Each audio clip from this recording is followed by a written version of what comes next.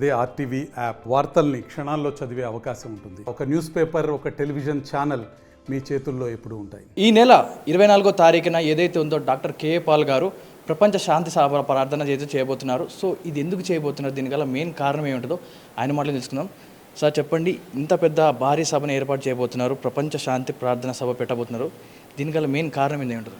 ప్రపంచంలో 197 దేశాల్లో 56 యుద్ధాలు జరుగుతున్నాయి. ప్రపంచమంతా యుద్ధాన్ని కోరుకుంటున్నారు. నాయకులు, ప్రజలు శాంతిని కోరుకుంటున్నారు. తిండి లేక, మంచినీరు లేక, ఇల్లు లేక 850 కోట్లలో 250 కోట్లు సఫర్ అవుతుంటే ట్రిలియన్స్ ఆఫ్ డాలర్స్ ఖర్చు పెట్టి యుద్ధ సామాగ్రిని తయారు చేస్తున్న దేశాలు అమెరికా, చైనా లాంటి దేశాలు, యుద్ధాలు చేస్తున్న దేశాలు యుద్ధాలు ఆపాలంటే మనం అందరం శాంతి సభగా మరలా పెట్టాలని నవంబర్ 23 లాస్ ఏంజలస్లో పెట్టారు. 2024లో 198 మంది లీడర్స్ వచ్చారు. ఆగస్టు 8 ఢిల్లీ లీ మెరిడియన్లో పెట్టాం. 12 పార్టీ లీడర్స్, ఎంపీలు వచ్చారు. అలాగే ఈ సంవత్సరం ఏప్రిల్ 28, 29 వాషింగ్టన్ డీసీలో పెట్టాం. పెద్ద లీడర్స్ ఆల్మోస్ట్ అందరూ వచ్చారు, కలిశారు. మే 24ని జిమ్ఖానా గ్రౌండ్స్ సాయంత్రం 6 గంటలకు లీడర్స్, పొలిటికల్, రిలీజియస్ లీడర్స్ మీరు తప్పక రండి. మన 2 తెలుగు రాష్ట్రాల్లో దాదాపు 1,00,000 చర్చెస్ ఉన్నాయి. దేశంలో 10-12 లక్షల చర్చెస్ ఉన్నాయి. వేల టెంపుల్స్, మాస్క్స్ ఉన్నాయి. మీ టెంపుల్స్లో, మాస్క్స్లో, చర్చెస్లో మీరు సాయంత్రం 6 గంటలకు శనివారం 9 వరకు, తర్వాత ఆదివారం ఉదయం, ఆదివారం సాయంత్రం ఈ శాంతి గురించి మీరు ప్రార్థనలు పెట్టండి.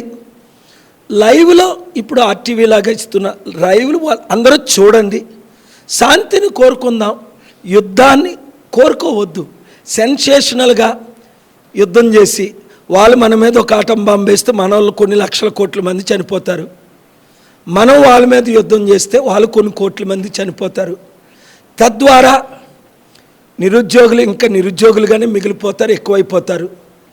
రైతులకు న్యాయం జరగదు, మహిళలకు న్యాయం జరగదు, కుటుంబాలకు న్యాయం జరగదు. అలాగని టెర్రరిజంని అటాక్ చేసిన వారిని క్షమించకూడదు, వారిని మార్చాలి, లేదా వాళ్ళని ఇరాడికేట్ చేయాలి.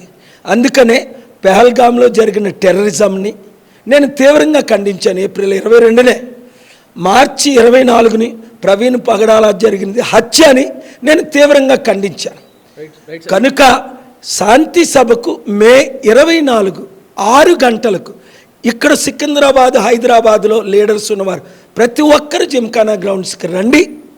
God bless you. ఇంతమంది వచ్చే అవకాశం ఉంది సార్. ఈ పెద్ద భారీ ఎత్తున సభ అయితే జరగబోతోంది. సుమారు ఎన్ని లక్షల మంది హాజరు కావచ్చు ఈ సభకి? ఇక్కడికి రమ్మంటలేదు అందరినీ. ప్రపంచంలో 10 నుంచి 20 లక్షల లొకేషన్స్ ఉంటాయి. దాదాపు 100 నుంచి 200 కోట్ల మంది జాయిన్ అవుతారు.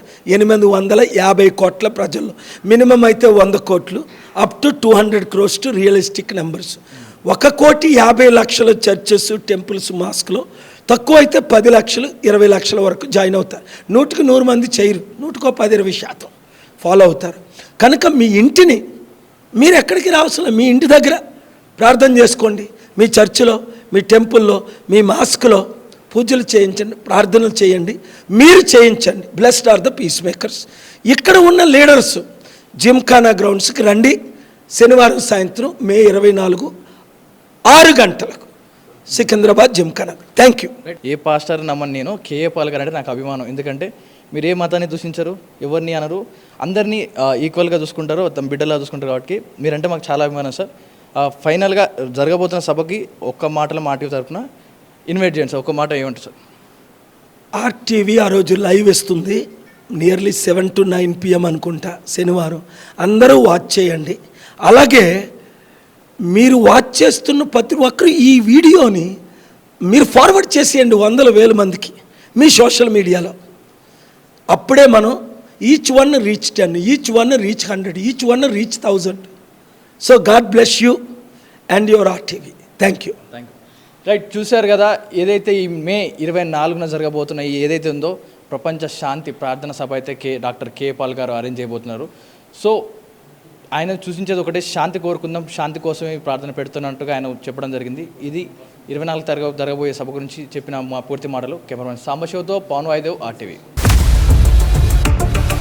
ఇండియా పాకిస్తాన్ తాజా అప్డేట్స్ కోసం డౌన్లోడ్ చేసుకోండి RTV లైవ్ యాప్.